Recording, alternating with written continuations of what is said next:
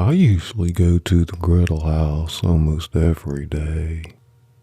I always sit down at the end in the booth where I can keep my eyes on everything. Today, there weren't a lot of people in there, so I casually strolled down to my regular spot. I noticed a stack of papers. I looked around to see if somebody might have left something, but there were no telltale signs of anything like that. So I took a seat and I looked down at all those sheaths of paper. I couldn't help wonder what it was all about. Nonchalantly, I reached down and pulled up the top sheet. It was a manuscript of some sort, like a novel somebody had written. I went ahead and read a couple of paragraphs and I was dumbstruck. It was a book, and it was taking place right here in this diner.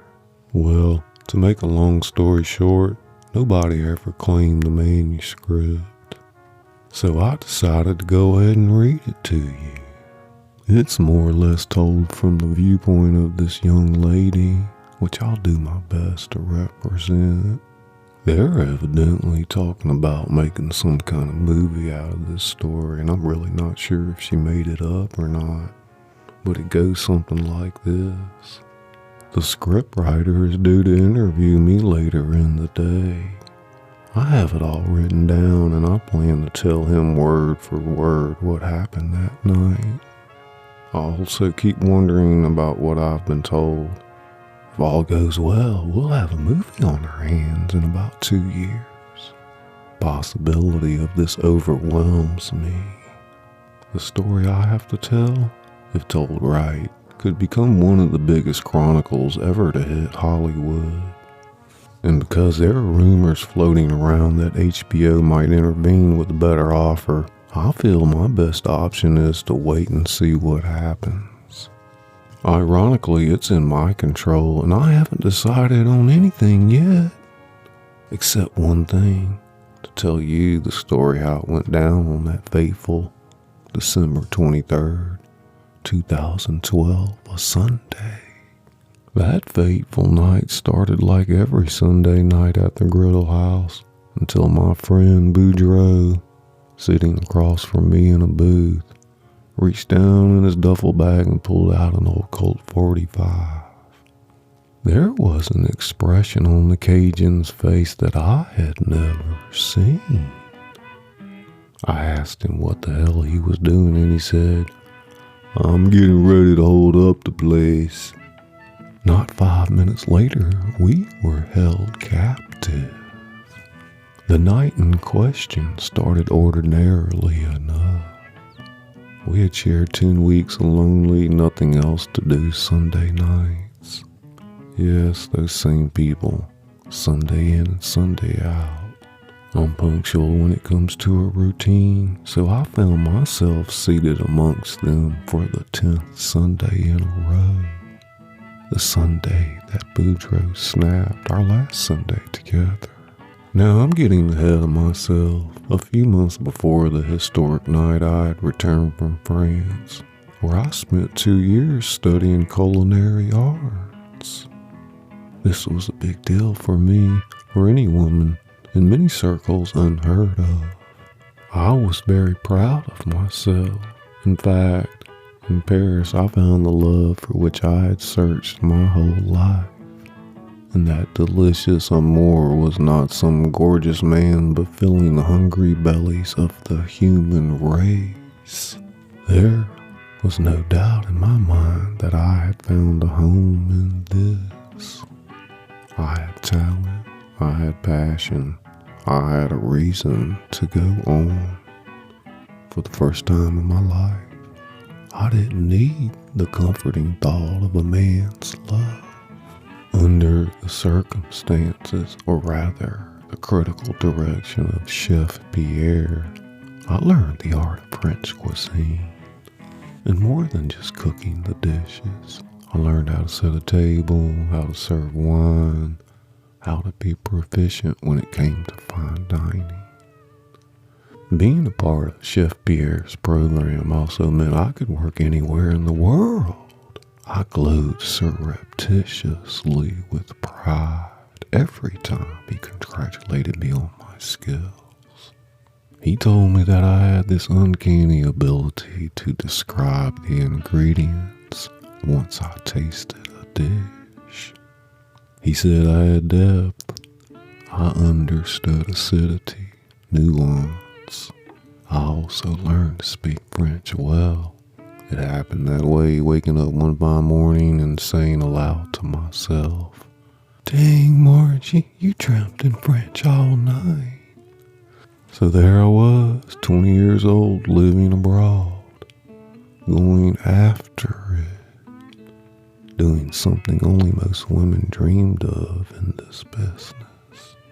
I thought I had made the right choice.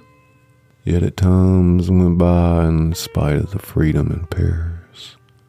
Nostalgia kept pulling me back home to Mississippi, where I was a southerner at heart and I longed for sultry nights. I wanted to suck on crawfish heads and eat corn and potatoes cooked in Zatarain's crab boil. I even showed Chef Pierre how to make a kick-ass cocktail sauce.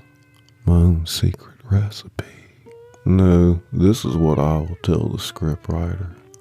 Let me state for the record that my full name is Margaret Antoinette Maine, although I go by Margie. I have olive skin and freckles plague my face. My mom is from Puerto Rico. My dad, God rest his soul, came from Irish descent. And if asked about my father's death, I will say, it happened during my second month in Paris when I was learning how to prepare a piece of pork filet mignon. Chef Pierre was showing me how to stuff the meat with Beaufort cheese when an administrative assistant entered, said something in French, which I didn't get. My mentor turned to me with a befuddled look, unsure of how to respond. My first thought came to my mind. Something's happened with my visa. They're gonna make me go home. Chef Pierre wasted no time telling me that it was my father. Je suis désolé, he said, adding, mes condolences, and then blended words about a terrible car accident, which wasn't all too clear. I remember thinking the next words out of the chef's mouth would be that my father was up at the hospital recovering. I knew at that moment I would never see my father again. Oh God, I thought, how can this be? I felt the room vibrate. I remember stumbling backward. The world as I knew it shattered. My father, the man I most adored, gone. Cold turkey deleted from my life. 2 days later, I returned home to Long Beach, Mississippi, thinking I was no longer the black sheep. After the funeral, I was torn between staying with my mother or continuing my life abroad. But there was my mom, after all was said and done, telling me, Margie, you gotta go get it sometimes. Don't be scared, baby. Sometimes you have to knock on doors. And whatever you do, don't procrastinate. Your father's gone and he's not coming back. I didn't want to admit it, but I think she was trying to tell me there was nothing holding me back anymore. So back to Paris I went. While I was in Paris, it gave me time to think about my mother. I missed her very much. I felt I had left her behind. Guilt consumed me for many days and nights, especially on those lonely evenings when Paris seemed to sleep. I felt I had no choice. Was my sanity at stake? Was I selfish? It was my dream after all. The fact alone that I worked under Chef Pierre would get me a job at any fine eatery in New York. Plus, I had to find what I was looking for. I suddenly saw Paris in a different light. My subconscious kept telling me, Mom will understand. It's what she wants you to do. During my tutelage under Chef Pierre, as you can imagine, I ate way too much. Consequently, I don't consider myself too attractive unless I fix myself up, and even this becomes a nightmare for me because of my thick, curly brown hair. Don't forget I'm half Puerto Rican, and I'm no hairstylist either. Actually, in certain lights, so I've been told I bear a striking resemblance to Greta Garbo.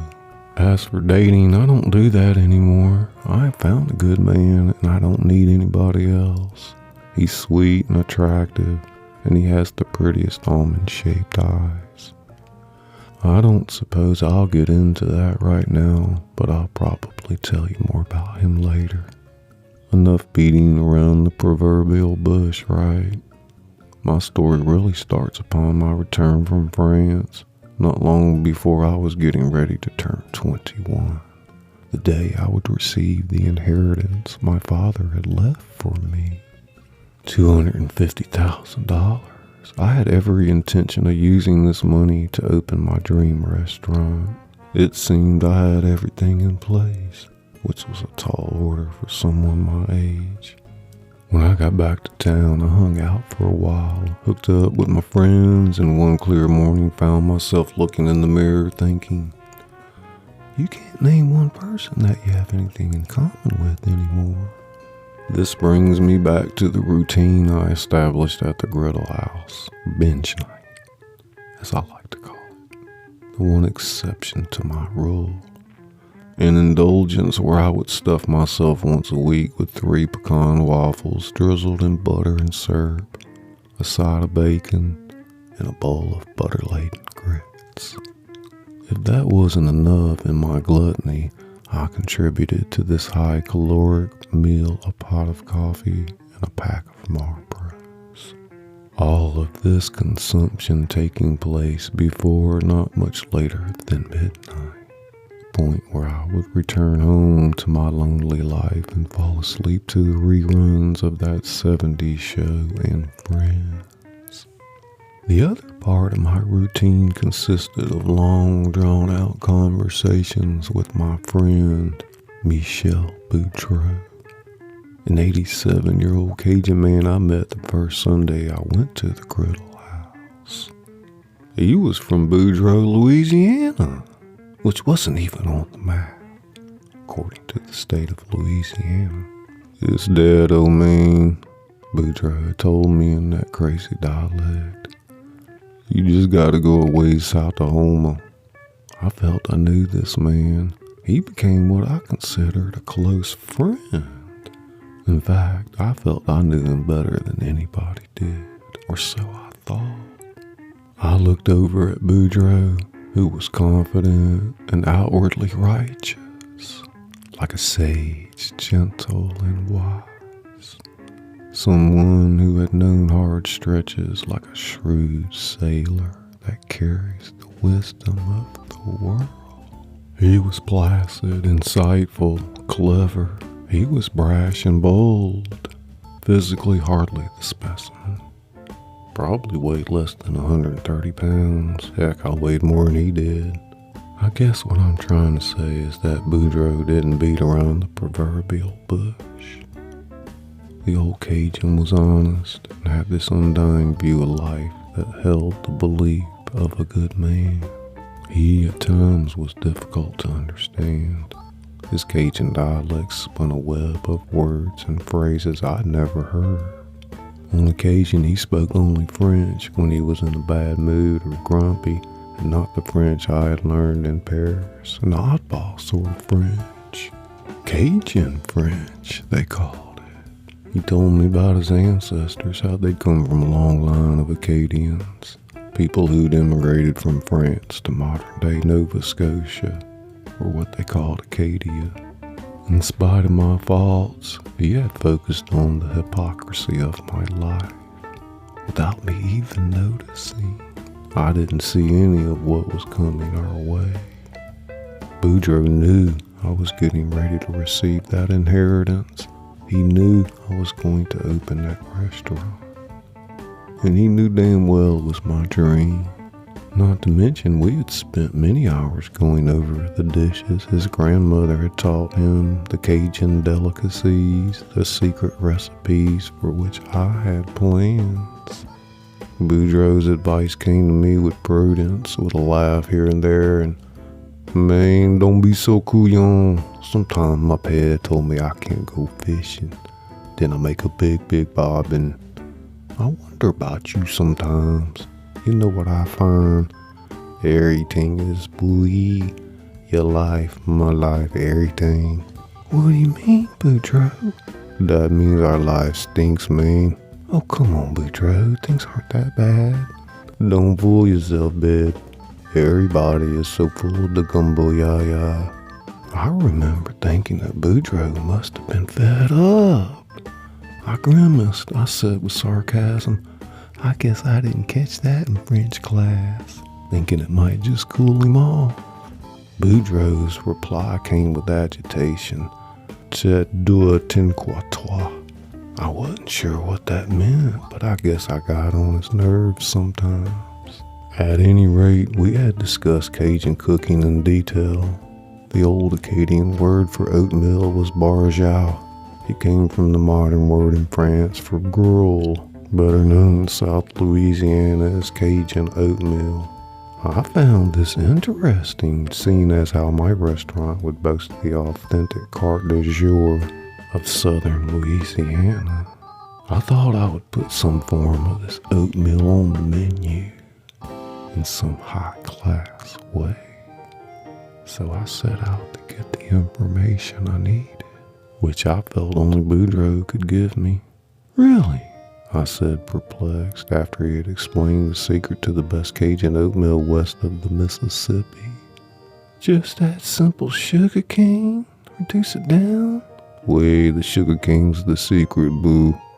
Maybe a little brown sugar. Some things are just that simple, I guess. We all ate it as juniors. I guess when it comes down to the truth, I got me some coon ass in my blood. But even the rich Cardines, they ate the barjau. So you learned all these recipes from your grandma? No, Mama, there wasn't Bon Cardine.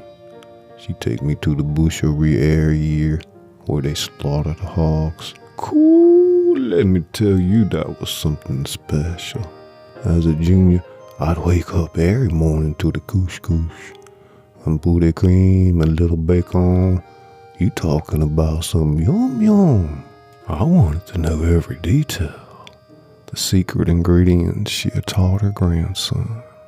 I was going to feature them on my menu, authentic Cajun cuisine, fine dining style. Sure, there were plenty of other restaurants along the coast, most of them featuring goldfish, either broiled or fried, and of course the ordinary steak menus at most places.